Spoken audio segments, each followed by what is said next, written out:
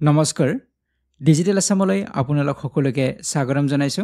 আজিৰ এই ভিডিঅ'টিত আমি আলোচনা কৰিম গুৱাহাটী ইউনিভাৰ্চিটি বিএড এন্ট্ৰেন্স এক্সামৰ টিচিং এপ্টিটিউডৰ ওপৰত কিছু ইম্পৰ্টেন্ট প্ৰশ্ন আলোচনা কৰিম তো অলৰেডি টিচিং এপ্টিটিউড বা এথিক্স বা এনে ধৰণৰ টপিক বিলাকৰ ওপৰত ভিডিঅ' বনোৱা হৈছে তো যদি আপোনালোকে এতিয়াও চোৱা নাই প্লেলিষ্টৰ পৰা আপোনালোকে সকলোবোৰ ভিডিঅ' চাব পাৰিব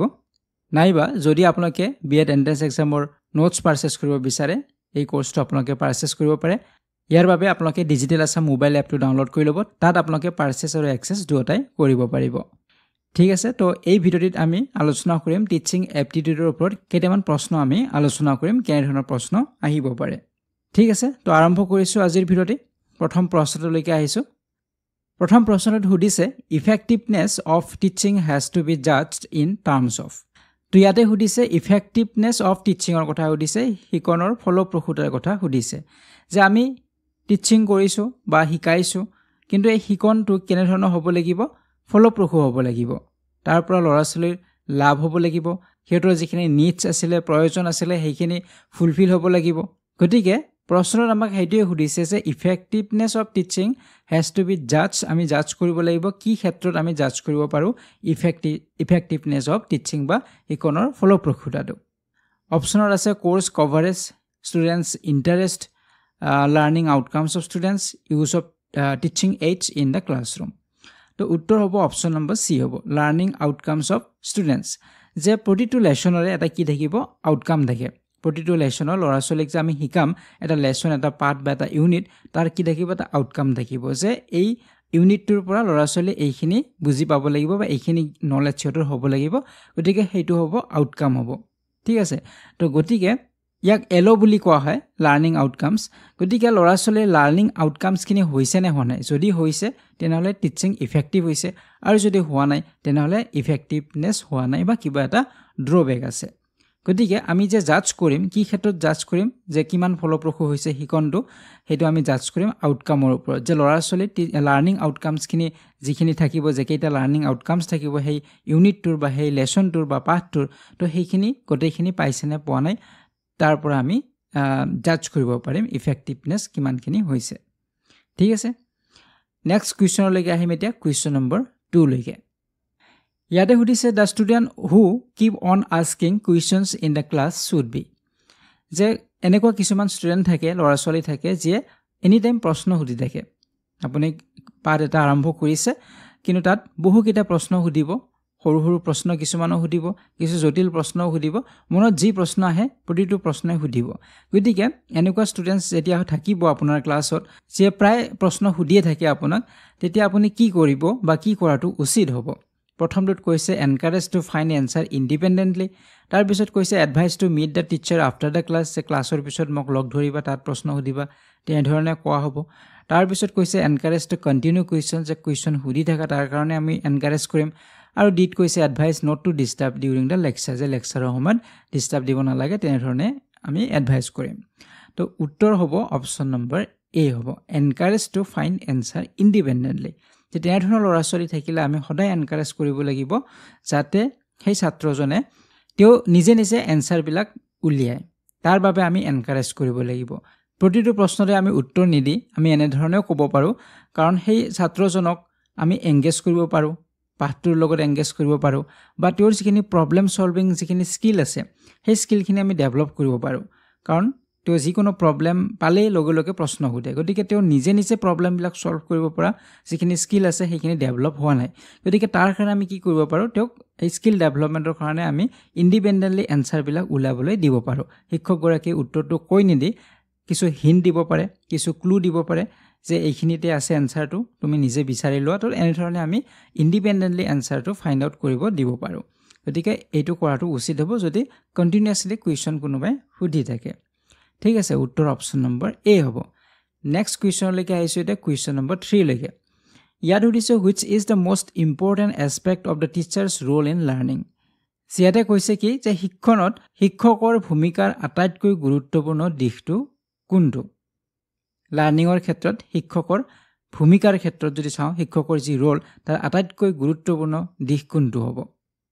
তো যেহেতু ইয়াতে লাৰ্ণিঙৰ কথা কৈছে আৰু টিচাৰ্ছৰ গুৰুত্বপূৰ্ণ ৰোল কি সেইটো সুধিছে উত্তৰ অপশ্যন নম্বৰ এ হ'ব the development of insight into what constitutes answer educate performance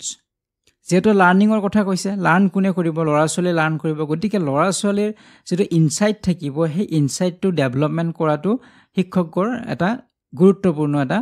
ভূমিকা থাকে ৰোল থাকে এতিয়া ইনচাইট বুলি কোৱাৰ লগে লগে ল'ৰা ছোৱালীয়ে যেতিয়া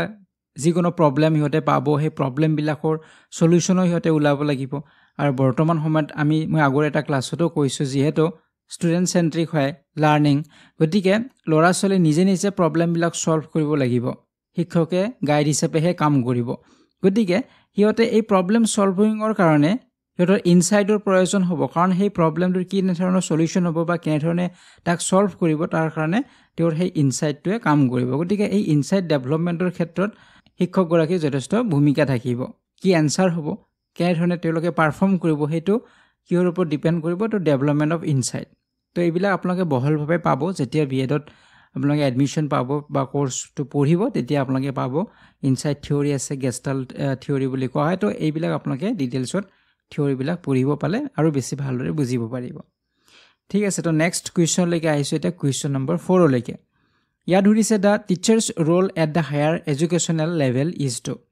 তো ইয়াতে সুধিছে শিক্ষকৰ ৰোল শিক্ষকৰ ভূমিকা কিহৰ ক্ষেত্ৰত হায়াৰ এডুকেশ্যনেল লেভেলৰ ক্ষেত্ৰত কেনেধৰণৰ ভূমিকা থাকে ইয়াতে প্ৰাইমাৰী প্ৰি প্ৰাইমাৰী বা লোৱাৰ এডুকেশ্যনেল লেভেলৰ কথা সোধা নাই হায়াৰ এডুকেশ্যনেল লেভেলৰ কথা সুধিছে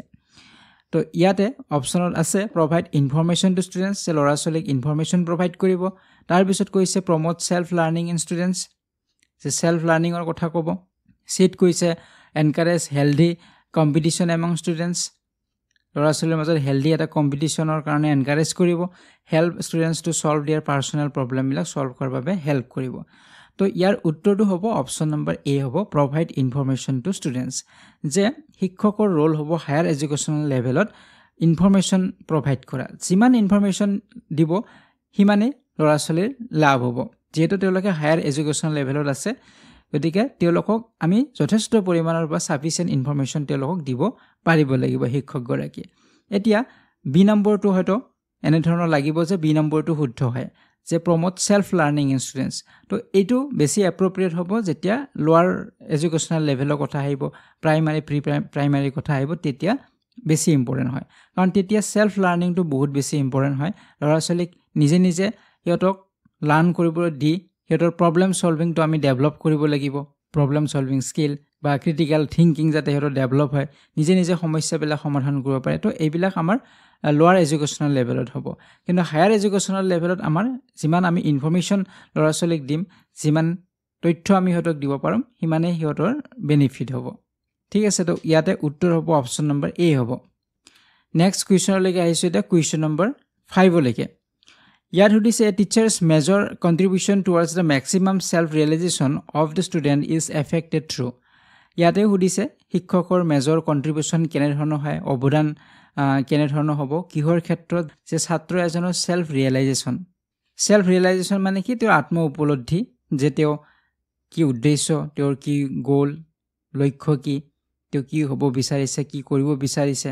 বহুতো ল'ৰা ছোৱালী আছে তেওঁলোকৰ ছেল্ফ ৰিয়েলাইজেশ্যন নাই মানে সিহঁতে কি বিচাৰে সিহঁতৰ নিডছ কি প্ৰয়োজন কি সেইখিনিও নাজানে বা সিহঁতৰ উদ্দেশ্য কি কিয় পঢ়ি আছে বা কি পঢ়ি কি সিহঁতে হ'ব বিচাৰিব তো এইখিনি ছেল্ফ ৰিয়েলাইজেশ্যনটো সিহঁতৰ থাকিব লাগিব আৰু তাৰ ক্ষেত্ৰত শিক্ষকগৰাকীৰ কণ্ট্ৰিবিউশ্যন থাকিব শিক্ষকগৰাকীয়ে হেল্প কৰিব লাগিব আৰু এইটো কেনেধৰণে এফেক্ট হ'ব সেইটো হৈছে আমাৰ প্ৰশ্ন গতিকে শিক্ষকগৰাকীৰ কি দায়িত্ব হ'ব অপশ্যন নম্বৰ চি শুদ্ধ উত্তৰ হ'ব চেনজিভিটি টু ষ্টুডেণ্টছ নিডছ গ'ল এণ্ড পাৰপ'জ গতিকে শিক্ষকগৰাকী সংবেদনশীল হ'ব লাগিব ছাত্ৰজনৰ কি নিডছ আছে প্ৰয়োজন কি গ'ল কি উদ্দেশ্য পাৰপ'জ কি তো এইখিনি চেনজিটিভিটি বা সংবেদনশীলতা শিক্ষকগৰাকী থাকিব লাগিব ছাত্ৰ ছাত্ৰীৰ প্ৰতি কাৰণ আমি ছাত্ৰ ছাত্ৰীৰ যেতিয়া নিডছখিনি জানিব পাৰিম সিহঁতৰ কি প্ৰয়োজন সিহঁতে কি বিচাৰিছে প্ৰতিজন ল'ৰা ছোৱালীৰ কিন্তু নিডছ বেলেগ বেলেগ থাকিব সিহঁতৰ গ'লছ বেলেগ বেলেগ পাৰপ'জ বেলেগ বেলেগ হ'ব সিহঁতে শিকেও বেলেগ বেলেগ ধৰণে গতিকে এইখিনি জনাৰ পিছতহে আমি তেনেধৰণে সিহঁতক গাইড কৰিব পাৰিম তেনেধৰণৰ মেথডৰ জৰিয়তে সিহঁতক শিকাব পাৰিম বা টিচিং মেথডবিলাক আমি সাল সলনি কৰিব লাগিব গতিকে প্ৰতিজন ল'ৰা ছোৱালী যিহেতু একেধৰণে নিশিকে সকলোৰে ব্যক্তি পাৰ্থক্য থাকিবই ল'ৰা ছোৱালীৰ মাজত গতিকে সেই কাৰণে আমি এই ল'ৰা ছোৱালীৰ নিডছ গোল বা পাৰপজখিনি জনাটো যথেষ্ট প্ৰয়োজন হয় নেক্সট কুৱেশ্যনলৈকে আহিম এতিয়া কুৱেশ্যন নম্বৰ 6 লৈকে ইয়াতে সুধিছে which of the following skills are needed for present day teacher to adjust effectively with the classroom teaching তো ইয়াতে সুধিছে তলৰ কোনটো স্কিল প্ৰয়োজন হয় বৰ্তমান সময়ৰ শিক্ষক এজনৰ ক্ষেত্ৰত যথেষ্ট প্ৰয়োজন হ'ব তলৰ কোনটো স্কিল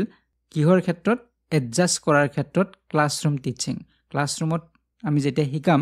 তো এই শিকাৰ ক্ষেত্ৰত আমি এডজাষ্ট কৰিব লাগিব গতিকে বৰ্তমান সময়ৰ শিক্ষক এজনৰ ক্ষেত্ৰত এই স্কিলটোৰ যথেষ্ট প্ৰয়োজন হয় তলৰ কোনটো স্কিল সেইটো হৈছে প্ৰশ্ন তো প্ৰথম অপচনত কৈছে নলেজ অফ টেকনলজি তাৰ পিছত কৈছে use of technology in teaching learning 3 নম্বৰত কৈছে নলেজ অফ ষ্টুডেণ্টছ নিডছ আৰু 4 নম্বৰত কৈছে কন্টেন্ট মাষ্টাৰি তো উত্তৰ ইয়াতে হ'ব অপচন নম্বৰ সি হ'ব 2 3 and 4 এই তিনিটা স্কিলৰ যথেষ্ট প্ৰয়োজন হয় ক্লাছৰুম টিচিংৰ ক্ষেত্ৰত এজন শিক্ষকৰ এই স্কিল কেইটা থাকিব লাগিব কোনটো 2 3 আৰু 4 2 নম্বৰত কি আছে use of technology in teaching learning গতিকে টিচিং লাৰ্নিঙত যিখিনি আমাৰ টেকনলজি আমাৰ ব্যৱহাৰ হ'ব সেইখিনি ইউজ কৰিব জানিব লাগিব হয়তো স্মাৰ্ট বোৰ্ড হ'ব পাৰে প্ৰজেক্টৰ হ'ব পাৰে যিকোনো টিচিং ডিভাইচ হ'ব পাৰে তো এইবিলাক যাতে তেওঁ ইউজ কৰিব পাৰে হেতু তেওঁৰ কেপাসিটি থাকিব লাগিব বা সেইখিনি স্কিল তেওঁৰ থাকিব লাগিব তাৰ পিছত নলেজ অফ ষ্টুডেণ্টছ নিড অলপ আগতে মই কৈছোৱে কথাখিনি যে নিডছখিনিৰ কথা জানিব লাগিব ল'ৰা ছোৱালীৰ কাৰ কি নিডছ প্ৰয়োজন সেইখিনি নলেজ শিক্ষকগৰাকী থাকিব লাগিব আৰু কন্টেন্ট মাষ্টাৰি মানে যিটো কন্টেন্ট তেওঁ শিকাব তাত তেওঁ মাষ্টাৰি বা তেওঁৰ নলেজ থাকিব লাগিব তো একেটা যথেষ্ট প্ৰয়োজন হ'ব প্ৰথমটো এই কাৰণে নহয় যে নলেজ অফ টেকনলজি বুলি আছে আমাক সকলো টেকনলজিৰে নলেজৰ প্ৰয়োজন নহয় অকল টিচিং লাৰ্নিঙৰ টেকনলজিখিনি আমি জানিব লাগিব যেটো অপচন নম্বৰ 2 আছিলে use of technology in teaching লাৰ্নিঙত যিখিনি টেকনলজি লাগিব সেইখিনিহে আমি জানিব লাগিব বাকি আৰু পৃথিৱীখনত যি টেকনলজি আছে সেইবিলাক আমাৰ জনাৰ প্ৰয়োজন নাই শিক্ষকৰ ক্ষেত্ৰত ভালকে শিকাব লাগিলে তেওঁৰ স্কিল যদি স্কিল টিচাৰ এজন হ'ব বিচাৰে তেনেহলে তেওঁ টিচিং লাৰ্নিঙত যিখিনি টেকনলজি আমাৰ ব্যৱহাৰ হয় তো সেইখিনিটো ইউজ কৰিব জানিব লাগিব ঠিক আছে তো উত্তৰ ইয়াতে অপচন নম্বৰ সি হ'ব এটা আছে নেক্সট কুৱেশ্যন নম্বৰ 7 লৈকে ইয়াতে সুধিছে which system of education was propounded by Mahatma Gandhi যে তলৰ মহাত্মা গান্ধীয়ে তলৰ উল্লেখ কৰা কোনটো এডুকেশ্যনাল সিস্টেমৰ কথা কৈছিলে তেওঁ হেতু হৈছে প্ৰশ্ন কোনটো সিস্টেমৰ কথা কৈছিলে মহাত্মা গান্ধীয়ে প্ৰথমত কৈছে teaching through listening and meditation etcetera বিট কৈছে টিচিং থ্ৰু মিউজিক আৰু সিট কৈছে টিচিং বাই এক্টিভিটিজ তো উত্তৰ হ'ব option number D all of the above Mahatma গান্ধীয়ে এই গটেকেটা এডুকেশ্যনৰ সিস্টেমৰ কথা কৈছিলে তেওঁ টিচিং বাই এক্টিভিটিছৰ কথা কৈছে যে ল'ৰা ছোৱালী কিদৰে শিকিব এক্টিভিটিৰ জৰিয়তে শিকিব কাৰ্যকলাপৰ জৰিয়তে ল'ৰা ছোৱালী শিকিব তাৰ পিছত তেওঁ কৈছে মিউজিকৰ জৰিয়তে ল'ৰা ছোৱালী শিকিব সংগীতৰ জৰিয়তে গান বা খেল ধেমালিৰ জৰিয়তে শিকিব তো এই কথাষাৰো কৈছিলে আৰু এ নম্বৰ যেটো আছে যে লিসনিং শুনি শিকিব বা মেডিটেশ্যনৰ জৰিয়তে আমি শিক্ষা দিব পাৰো তো এই গটেকেটাই তেখেতে সিস্টেমৰ এডুকেশ্যন সিস্টেমৰ কথা কৈছিলে নেক্সট কুৱেশ্যন নম্বৰ 8 ইয়াতে সুধিছে the most effective method of character formation is যে আমি যদি character formation কৰিব লাগে ছাত্ৰ ছাত্ৰীৰ চৰিত্ৰ গঠন কৰিব লাগে তেনেহলে তলৰ কোনটো আটাইতকৈ ইফেক্টিভ মেথড হ'ব যেহেতু ইয়াত character formation-ৰ কথা আহিব ল'ৰা ছোৱালীৰ গতিকে উত্তৰ অপচন নম্বৰ ডি হ'ব rewarding virtuous behaviors and presenting high character models in the schools সে গুণগত আচৰণ যি কৰিব গুণগত আচৰণক পুৰস্কৃত কৰিব লাগিব যিজন ছাত্ৰই গুণগত আচৰণ কৰিছে বিহেভিয়াৰ কৰিছে তেওঁক আমি পুৰস্কাৰ দিলো আৰু বিদ্যালয়সমূহত উচ্চ চৰিত্ৰৰ আৰ্হি উপস্থাপন কৰিব লাগিব যে কোনটো ভাল ক্যাৰেক্টাৰ হয় কোনটো ভাল চৰিত্ৰ হয় তাৰ আৰ্হিবিলাক আমি উপস্থাপন কৰিব লাগিব যে এনে ধৰণৰ হলে ইয়াক ভাল বুলি কোৱা হয় গতিকে সেইবিলাক আৰ্হিবিলাক দেখুৱাব লাগিব ল'ৰা ছোৱালীৰ আগৰ উদাহৰণ দিব লাগিব আৰু যিবিলাক গুণগত আচৰণ কৰিব যিবিলাক ল'ৰা ছোৱালীয়ে তেওঁলোকক আমি পুৰস্কৃত কৰিব লাগিব ইয়াৰ ফলত কি হ'ব ল'ৰা ছোৱালীৰ মাজত ক্যাৰেক্টাৰ ফৰ্মেশন হ'ব গতিকে এটো এটা ইফেক্টিভ মেথড হ'ব নেক্সট কুৱেশ্যনলৈকে আহিছো কুৱেশ্যন নম্বৰ 9 লৈকে ইয়াতে সুধিছে women are better teacher at primary level because যে আমাৰ সাধাৰণতে কোৱা হয় যে মহিলাসকল প্ৰাইমাৰী লেভেলৰ বাবে বেটাৰ টিচাৰ হয় পুৰুষতকৈ মহিলাসকল বেছি ভাল শিক্ষক হয় প্ৰাইমাৰী লেভেলত ইয়াৰ কাৰণটো কি তো ইয়াৰ কাৰণটো হৈছে অপচন নম্বৰ এ দে বিহেভ মোৰ পেশেন্সলি উইথ children যে শিশুৰ লগত তেওঁলোকে অধিক ধৈৰ্যশীল আচৰণ কৰে যেটো মহিলাসকল বেছি অলপ ধৈৰ্যশীল হয় আমি জেনেৰালাইজ কৰি ক'ব নোৱাৰো যে সকলো মহিলাই ধৈৰ্যশীল বা সকলো পুৰুষৰে ধৈৰ্য নাই এনে ধৰণে আমি ক'ব নোৱাৰো তথাপি সাধাৰণতে কোৱা হয় এই কথাষাৰ যে মহিলাসকল অধিক ধৈৰ্যশীল আচৰণ কৰে বাবে সৰু যিহেতু বাচ্চা হয় এই বাচ্চাবিলাকক শিকাবলৈ সুবিধা হয় বা তেওঁলোকে বেছি ভালদৰে শিকাব পাৰে ইয়াৰ উপৰিও সকলো মহিলাৰে মাতৃসুলভ এটা আচৰণ থাকে তো হেতুৰ ক্ষেত্ৰতো সৰু বাচ্চাবিলাকক শিকাবলৈ বা তেওঁলোকো সংকোচ নকৰে বেছি তো তেনে ধৰণৰ হয় ঠিক আছে তো ইয়াত উত্তৰ আমাৰ অপচন নম্বৰ এ হ'ব নেক্সট এতিয়া কুৱেশ্যনলৈকে আহিম কুৱেশ্যন নম্বৰ 10 লৈকে ইয়াতে সুধিছে which of the following best describes the flipped classroom model তো ইয়াৰ বাবে আমি জানিব লাগিব যে flipped classroom মানে কি flipped classroom আমি blended learning বুলি ক'ব পাৰো ইয়াৰ উদ্দেশ্য হৈছে ষ্টুডেন্ট বা ল'ৰা ছোৱালীসকলে ঘৰত হিহঁতে পঢ়িব ঘৰত হিহঁতে এংগেজড হৈ থাকিব ষ্টাডিৰ লগত আৰু যেতিয়া ডিউৰিং ক্লাছৰ সময়ত তেওঁলোকে প্ৰবলেম সলভ কৰিব গতিকে ক্লাছৰ আগত তেওঁলোকে নিজকে প্ৰিপেয়াৰ কৰিব যিটো টপিকৰ ওপৰত হিহঁতক শিকোৱা হ'ব তাৰ ওপৰত তেওঁলোকে প্ৰিপেয়াৰ হ'ব আৰু ক্লাছৰুমত কি কৰিব তেওঁলোকে ডিসকাশন কৰিব সেই টপিকটোৰ ওপৰত ডিসকাশন কৰিব তেওঁলোকৰ সহপাঠী সকলৰ লগত ডিসকাশন কৰিব পাৰে বা শিক্ষক গৰাকীৰ লগত ডিসকাশন কৰিব আৰু আফটাৰ ক্লাছ হিহঁতে কি কৰিব চেক কৰিব ইহঁতৰ যিখিনি নলেজ হল বা যিখিনি ইহঁতৰ আন্ডাৰষ্টেণ্ডিং হল সেইখিনি ইহঁতে চেক কৰিব কনফাৰ্ম কৰিব গতিকে এটো হৈছে ফ্লিপড ক্লাছৰুম বুলি কোৱা হয় গতিকে আমি যদি চাওঁ এই ফ্লিপড ক্লাছৰুমৰ বিষয়ে কোনটো অপচনত কৈছে তো উত্তৰ হ'ব option number C students learn new content at home গতিকে নতুন কন্টেন্ট বিলাক ঘৰত পঢ়িব and apply it in the ক্লাছৰুমত ইয়াক এপ্লাই কৰিব তো উত্তৰ অপচন নম্বৰ সি হ'ব নেক্সট কুৱেশ্যনলৈকে আহিম এতিয়া কুৱেশ্যন নম্বৰ 11 লৈকে ইয়াতে সুধিছে teacher adapts instruction based on continuous assessment of students strengths and weakness this is an example of ইয়াতে কি কৈছে যে এজন শিক্ষকে ছাত্ৰ ছাত্ৰীৰ শক্তি আৰু দুৰ্বলতাৰ নিৰন্তৰ মূল্যায়নৰ ভিত্তিত নিৰ্দেশনা খাপ খুৱাই লয় গতিকে এইটো কিহৰ উদাহৰণ হয় গতিকে কোনজন ছাত্ৰৰ কিমান ষ্ট্ৰেংথ আছে ক'ত কিমান শক্তি আছে বা কোনটো ক্ষেত্ৰত ইয়াৰ দুৰ্বলতা আছে এই ষ্ট্ৰেংথ বা এই যি দুৰ্বলতা উইকনেছ এইটো জনাৰ বাবে কি কৰে কণ্টিনিউৱাছ এছেছমেণ্ট বা মূল্যায়ন ল'ৰা ছোৱালীৰ কৰে আৰু এই যিটো মূল্যায়ন কৰিব এই মূল্যায়নৰ ওপৰত বেছ কৰি শিক্ষকগৰাকীয়ে কি কৰে নিৰ্দেশনা বা ইনষ্ট্ৰাকশ্যনছবিলাক দিয়ে যিজন ছাত্ৰ য'ত ষ্ট্ৰেংথ আছে বা সেই বিষয়টোৰ ওপৰত বা সেই টপিকটোৰ ওপৰত তেওঁৰ ষ্ট্ৰেংথ আছে শক্তি আছে বা কোনোবা এটা বিষয়ৰ ওপৰত হয়তো দুৰ্বলতা আছে তো তাৰ ওপৰত বেছ কৰি কি কৰে ইনষ্ট্ৰাকশ্যনবিলাক শিক্ষকগৰাকীয়ে দিয়ে গতিকে এইটো কিহৰ এক্সাম্পল হয় উদাহৰণ হয় সেইটো হৈছে প্ৰশ্ন তো ইয়াৰ উত্তৰটো হ'ব অপচন নম্বৰ এ হ'ব ডায়েগনষ্টিক টিচিং বুলি কোৱা হয় কাৰণ ইয়াত ডায়েগনছ কৰে ডায়েগনছ মানে যেতিয়া আমাৰ যিকোনো আমাৰ কিবা গা বেয়া হ'ল আমি ডক্টৰৰ ওচৰত যাওঁ ডক্টৰক গৈ আমি সেই বেমাৰৰ আমাৰ লক্ষণটো আমি কওঁ যে মোৰ কি হৈছে সেইখিনি কওঁ তাৰপিছত আমাক ডাইৰেক্টলি কিন্তু মেডিচিন নিদিয়ে ডক্টৰগৰাকীয়ে আমাক ডাইৰেক্টলি মেডিচিন নিদিয়ে আমাক প্ৰথমতে কি কৰিব ডায়েগনছ কৰিব ডায়েগনছ মানে আমাক পৰীক্ষা কৰিব যে পেটৰ বিষ হোৱা বুলি ক'লে হয়তো আল্ট্ৰাছাউণ্ড কৰিব বা যিকোনো আমাৰ চেকআপ বা টেষ্ট যিবিলাক হয় এইবিলাক কৰিব গতিকে সেয়া কি কৰিলে ডায়েগনছ কৰিলে তাৰপিছত আমাৰ ৰিজাল্ট আহিলে যে এইটো এনেকুৱা ধৰণৰ সমস্যা হৈছে তাৰ ওপৰত বেছ কৰি কি কৰিব মেডিচিন দিব ঠিক তেনেদৰে আমাৰ শিক্ষকবিলাকো আমি কি কৰিব লাগিব ডায়েগনষ্টিক টিচিং কৰিব লাগে ছাত্ৰজনে যদি কম নম্বৰ পাইছে বা সেই বিষয়টোৰ ওপৰত তেওঁৰ আণ্ডাৰষ্টেণ্ডিং হোৱা নাই তেনেহ'লে আমি ডাইৰেক্টলি ক'ব নোৱাৰিম যে তেওঁ কিয় হোৱা নাই তাৰ কাৰণ জনাৰ বাবে আমি কি কৰিব লাগিব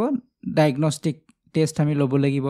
ছাত্ৰজনৰ যে তেওঁৰ কি সমস্যাটো আমি জানিব লাগিব জনাৰ কাৰণে আমি ডায়েগনছ কৰিব লাগিব আৰু সেই পৰীক্ষাৰ জৰিয়তে বা সেই ডায়েগনষ্টিক টেষ্টৰ জৰিয়তে আমি জানিব পাৰিম যে তেওঁ কোনটো বিষয়ত প্ৰব্লেম হৈ আছে বা কিয় প্ৰব্লেম হৈ আছে তো তাৰ ওপৰত বেছ কৰি আমি কি কৰিব পাৰিম যেতিয়া সেই ছাত্ৰজনক প্ৰপাৰলি গাইড কৰিব পাৰিম বা ইনষ্ট্ৰাক্ট কৰিব পাৰিম ইনষ্ট্ৰাকশ্যন দিব পাৰিম গতিকে ইয়াক কোৱা হ'ব ডায়েগনষ্টিক টিচিং বুলি কোৱা হয় নেক্সট এতিয়া কুৱেশ্যনলৈকে আহিম কুৱেশ্যন নম্বৰ 12 লৈকে ইয়াতে সুধিছে which of the following best defines reflective teaching ইয়াতে ৰিফ্লেক্টিভ টিচিঙৰ কথা কোৱা হৈছে তলৰ কোনটোৱে ডিফাইন কৰে বুজাব ৰিফ্লেক্টিভ টিচিঙৰ কথা তো ইয়াৰ উত্তৰ হ'ব অপচন নম্বৰ বি হ'ব constantly evaluating one's teaching and making adjustment গতিকে ৰিফ্লেক্টিভ টিচিং বুলি ক'লে ইয়াত শিক্ষকৰ কাৰণে এইটো শিক্ষকৰ ক্ষেত্ৰত যদি আমাৰ কোৱা হয় ৰিফ্লেক্টিভ টিচিং আমি কৰিব লাগে তাৰ অৰ্থ এইটোৱে যে শিক্ষকগৰাকীয়ে কি কৰিব লাগিব কনষ্টেণ্টলি তেওঁ ৰেগুলাৰলি ইভেলুৱেট কৰিব লাগিব তেওঁ টিচিংটোক ইভেলুৱেট কৰিব লাগিব আমি ল'ৰা ছোৱালী অকল শিকাই আছোঁ ল'ৰা ছোৱালী বুজি পাইছে পোৱা নাই সিহঁতৰ লাৰ্নিং আউটকাম হৈছে হোৱা নাই আমি সেইবিলাকত যদি গুৰুত্ব নিদিওঁ তেনেহ'লে আমাৰ টিচিং কেতিয়াও ৰিফ্লেক্টিভ নহ'ব আমাৰ টিচিং তেতিয়াহে ৰিফ্লেক্টিভ হ'ব আমি কি কৰিব লাগিব শিক্ষকবিলাকে সদায় নিজকে ইভ্যালুৱেট কৰিব লাগিব টিচিংটোক যে মোৰ এই যি শিকালোঁ যেনেধৰণে শিকালোঁ যি মোৰ স্কিল এই স্কিলটো ঠিকে আছে নে ইয়াক ডেভেলপ কৰিব লাগিব আমি কি কৰিব লাগিব ইয়া ইভ্যালুৱেট কৰিব লাগিব যদি ল'ৰা ছোৱালী আণ্ডাৰষ্টেণ্ডিং হোৱা নাই তাৰ মানে মোৰ স্কিলৰ অভাৱ আছে বা স্কিল ডেভেলপ কৰিব লাগিব গতিকে আমি প্ৰায় কি কৰিব লাগিব ইভ্যালুৱেট কৰি থাকিব লাগিব আমাৰ টিচিংটোক গতিকে ইয়াক ৰিফ্লেক্টিভ টিচিং বুলি কোৱা হয় নেক্সট কুৱেশ্যনলৈকে আহিম এতিয়া কুৱেশ্যন নম্বৰ 13 ইয়াত সুধিছে হোৱাট ইজ দ্য মেইন গ'ল অফ ৰিমেডিয়েল টিচিং তো ৰিমেডিয়েল টিচিঙৰ মূল উদ্দেশ্য কি তো ৰিমেডিয়েল টিচিং কাক বোলে যে আমি ল'ৰা ছোৱালীক পঢ়ালোঁ শিকালোঁ তো তাৰে সকলো ল'ৰা ছোৱালীয়ে যে সমানে বুজি পায় তেনেধৰণৰ নহয় কিছু ল'ৰা ছোৱালী আণ্ডাৰষ্টেণ্ডিং হ'ল কিছু ল'ৰা ছোৱালীৰ কিন্তু আণ্ডাৰষ্টেণ্ডিং নহ'ল ক'ৰবাত সিহঁতৰ আখৰা থাকি গ'ল গতিকে সেই আখৰাবিলাকৰ কাৰণে আমি কি কৰিব লাগে ল'ৰা ছোৱালীক চিনাক্ত কৰিব লাগিব প্ৰথমতে ডায়েগনষ্টিক টেষ্টৰ জৰিয়তে আমি চিনাক্ত কৰিলোঁ হয়তো সিহঁতক তাৰপিছত আমি গম পালোঁ যে এইজন ছাত্ৰৰ এইখিনিত অসুবিধা এইজন ছাত্ৰৰ এইখিনিত অসুবিধা গতিকে তাৰপিছত আমি সেই ছাত্ৰ ছাত্ৰীসকলক ৰিমেডিয়েল টিচিং দিব পাৰোঁ গোটেই ক্লাছটোকতো আমি টিচিং দিব নালাগে কাৰণ ক্লাছটোৰ বেছিভাগে বুজিয়ে পাইছে কেইজনমানে বুজি পোৱা নাই কেইজনমানৰ কিছু অসুবিধা আছে গতিকে সেইখিনি ল'ৰা ছোৱালীক আমি পিছত ৰিমেডিয়েল টিচিং আমি দিব পাৰোঁ প্ৰতিকাৰমূলক শিক্ষণ বুলি কোৱা হয় গতিকে এই টিচিংটো কিহৰ কাৰণে দিয়া হয় সেই যিখিনি নিৰ্দিষ্ট ল'ৰা ছোৱালী যাৰ লাৰ্ণিঙৰ ক্ষেত্ৰত আখৰা আছিলে ড্ৰবেক আছিলে সেইখিনি যাতে ফুলফিল কৰিব পাৰোঁ বাকী ল'ৰা ছোৱালীৰ লগত সমান কৰিব পৰা যায় তাৰ বাবে ৰিমেডিয়েল টিচিং দিয়া হয় তো উত্তৰ কি হ'ব অপশ্যন নম্বৰ চি হ'ব help students overcome specific learning difficulties গতিকে স্পেচিফিক নিৰ্দিষ্ট যিখিনি লাৰ্ণিং ডিফিকাল্টিছ আছে ল'ৰা ছোৱালীৰ মাজত সেইখিনি যাতে অভাৰকাম নাইকিয়া কৰিব পৰা যায় সেইটো হৈছে ইয়াৰ উদ্দেশ্য নেক্সট এতিয়া কুৱেশ্যনলৈকে আহিছোঁ কুৱেশ্যন নম্বৰ 14লৈকে ইয়াতে সুধিছে which of the following is the most accurate function of summative evaluation যে ছামেটিভ ইভেলুৱেশ্যনৰ মষ্ট একুৰেট ফাংচন কি হয় ইয়াৰ কাম কি হয় তো মেইনলি আপোনালোকে চাব মই পেইড কোৰ্চৰ নোটছ হয়তো দিয়া আছে এই ইভেলুৱেশ্যনৰ ওপৰত চ' ছামেটিভ যিটো ইভেলুৱেশ্যন ফৰ্মেটিভ ইভেলুৱেশ্যন এই দুটা বহুত বেছি ইম্পৰ্টেণ্ট হয় গতিকে ছামেটিভ ইভেলুৱেশ্যন মানে হৈছে আমি ক'ব পাৰোঁ যে এটা ছামাৰী বুলি যেনে ধৰক আমাৰ বছৰেকীয়া পৰীক্ষা হয় annual exam half yearly exam এইবিলাক হৈছে আমাৰ ছামেটিভ ইভেলুৱেশ্যন যে ল'ৰা ছোৱালী গোটেই বছৰত কি শিকিলে তাৰ এটা ছামাৰী আমি পালোঁ যিটো ইমানখিনি মাৰ্ক পালে বা এইখিনি পালে তো গতিকে ছামেটিভ ইভেলুৱেশ্যন হয় ফৰ্মেটিভ ইভেলুৱেশ্যন কিন্তু ডিউৰিং ক্লাছত হয় যিটো ফৰ্মেটিভ ইভেলুৱেশ্যন বুলি কয় সেইটো ডিউৰিং ক্লাছত হয় আমি ৰেগুলাৰলি তাৰ ইভেলুৱেট কৰোঁ ল'ৰা ছোৱালীক পাঠ এটা শিকাই থাকোঁতে 2-4টা অৰেল প্ৰশ্ন সুধিলোঁ মৌখিক প্ৰশ্ন সুধিলোঁ তাৰ জৰিয়তে আমি জানিব পাৰিলোঁ সিহঁতে বুজিব পাৰিছে নে পৰা নাই গতিকে সেইটো এটা ইভেলুৱেশ্যন হ'ল গতিকে এইটো এটা ফৰ্মেটিভ ইভেলুৱেশ্যন হয় ঠিক আছে তো এতিয়া ইয়াতে আমাক ছামেটিভ ইভেলুৱেশ্যনৰ কথাই সুধিছে উত্তৰ ইয়াতে অপশ্যন নম্বৰ বি হ'ব টু এছাইন গ্ৰেডছ অৰ মেক প্ৰমোশ্যন ডিচিশ্যনছ গতিকে ছামেটিভ ইভেলুৱেশ্যনত আমাৰ গ্ৰেডছৰ কথা আহিব মাৰ্কছৰ কথা আহিব A grade B grade marks first division second division এইবিলাক সকলোবিলাক ছামেটিভ ইভেলুৱেশ্যন আহে কিন্তু ফৰ্মেটিভ ইভেলুৱেশ্যনত এইবিলাক নাথাকে ফৰ্মেটিভ ইভেলুৱেশ্যনত কি থাকে যে ল'ৰা ছোৱালীক আমি শিকালোঁ পাঠ এটা তো তাৰপিছত পাঠটো কমপ্লিট হোৱাৰ লগে লগে আমি সিহঁতক প্ৰশ্ন সুধিলোঁ বা লিখিব দিব পাৰোঁ সুধিব পাৰোঁ সোধাৰ পিছত আমি গম পালোঁ যে এজন ল'ৰা ছোৱালীয়ে বুজিব পৰা নাই আণ্ডাৰষ্টেণ্ডিং হোৱা নাই তাৰপিছত লগে লগেই আমি যিহেতু পাঠটো শিকাই আছোঁ গতিকে আমি লগে লগে সিহঁতৰ আখৰাবিলাক দূৰ কৰোঁ গতিকে এইটো হৈছে ফৰ্মেটিভ ইভেলুৱেশ্যনৰ উদ্দেশ্য ইয়াত কোনো মাৰ্ক দিয়া নহয় কোনো গ্ৰেড দিয়া নহয় উদ্দেশ্য হৈছে ল'ৰা ছোৱালীক নুবুজাখিনি বুজোৱাটো কিন্তু ছামেটিভ ইভেলুৱেশ্যনত সেইটো নাথাকে যিহেতু বছৰেকীয়া পৰীক্ষা হ'ল বছৰত কি শিকিলে নিশিকিলে সেইখিনি আমি এটা থুলমূল ধাৰণা পালোঁ যিখিনি নিশিকাকৈ থাকি গ'ল সেইখিনি নিশিকাকৈ সিহঁতে পাৰ হৈ গুচি গ'ল কোনোবাই যদি 30% মাৰ্ক লৈ পাছ কৰিছে তো সেইখিনি তেওঁ বাকীখিনি নিশিকাকৈ তো নেক্সট ক্লাছত প্ৰমোট হৈ গ'ল গতিকে সেইখিনি তেওঁৰ আখৰা থাকিয়ে গ'ল কিন্তু আমাৰ যিটো ফৰ্মেটিভ ইভেলুৱেশ্যন হয় তাত কিন্তু নিশিকাকৈ থাকি নাযায় তো শিকিব তো এইটো হৈছে পাৰ্থক্য দুটাৰ মাজত ঠিক আছে তো এতিয়া শেষৰটো প্ৰশ্নলৈকে আহিছোঁ কুৱেশ্যন নম্বৰ 15লৈকে ইয়াত সুধিছে ICT integration in education primarily helps in যে যেতিয়া আমাৰ এডুকেশ্যনত ICT ইণ্টিগ্ৰেট কৰা হ'ল ICTৰ ওপৰত অলৰেডি আমি আলোচনা কৰিছোঁৱে তো ICT যেতিয়া ইণ্টিগ্ৰেট কৰা হৈছে এডুকেশ্যনত তো এইটো কি হেল্প কৰিছে আমাক তো নিশ্চয় উত্তৰটো পাৰিবই অপশ্যনত কৈছে ৰিপ্লেচিং টেক্সট বুক যে ICT হোৱাৰ কাৰণে আমাৰ টেক্সট বুক ৰিপ্লেচ হৈছে কেতিয়াও হোৱা নাই টেক্সট বুক আমাৰ এতিয়াও আছে বিট কৈছে যে ৰিডিউচিং টিচাৰ ষ্টুডেণ্টছ ইণ্টাৰেকশ্যন যে ল'ৰা ছোৱালীৰ আৰু শিক্ষকৰ মাজত ইণ্টাৰেকশ্যনটো কমি গৈছে সেইটোও কমা নাই ইণ্টাৰেকশ্যন আৰু বেছিহে হৈছে চিট কোৱা হৈছে এনহান্সিং এক্সেচিবিলিটি এংগেজমেণ্ট এণ্ড ইণ্টাৰেক্টিভিটি একজেক্টলি এইটো হ'ব ইয়াৰ শুদ্ধ উত্তৰ যে এক্সেচিবিলিটি বাঢ়িছে এংগেজমেণ্ট বাঢ়িছে ল'ৰা ছোৱালীৰ ইণ্টাৰেক্টিভিটিও বাঢ়িছে কাৰণ যেতিয়াই প্ৰযুক্তিবিদ্যা বা ICT ইন্ট্ৰডিউচ কৰা হ'ল তো ল'ৰা ছোৱালীৰ এংগেজমেণ্ট বাঢ়ি গ'ল আগৰ হয়তো ল'ৰা ছোৱালীয়ে ক্লাছ নকৰিছিলে বা ক্লাছৰ মনোযোগ নিদিছিলে এতিয়া যেতিয়া টেকন'লজিৰ জৰিয়তে ল'ৰা ছোৱালী শিকোৱা হ'ব তেতিয়া ল'ৰা ছোৱালীৰ তাত এংগেজমেণ্ট বাঢ়িছে ল'ৰা ছোৱালী ইণ্টাৰেক্টিভ হ'ব পাৰিছে আণ্ডাৰষ্টেণ্ডিং সিহঁতৰ বেছি হৈছে গতিকে এইবিলাক ক্ষেত্ৰত যথেষ্ট হেল্প হৈছে ICT ইণ্টিগ্ৰেশ্যনৰ ক্ষেত্ৰত ঠিক আছে তো এনেধৰণৰ প্ৰশ্নবিলাক আপোনালোকে চাব লাগিব টিচিং এপ্টিটিউড বা এথিক্সৰ ওপৰত তো পৰীক্ষা যিহেতু পালেই বেছি দিন নাই গতিকে আপোনালোকে এনেধৰণৰ প্ৰশ্নবিলাক বা এনেধৰণৰ বিষয়বিলাক আপোনালোকে চাব বিশেষকৈ আপোনালোকে টিচিং এপ্টিটিউডৰ ক্ষেত্ৰত প্ৰশ্নটো আপোনালোকে ভালদৰে বুজি ল'ব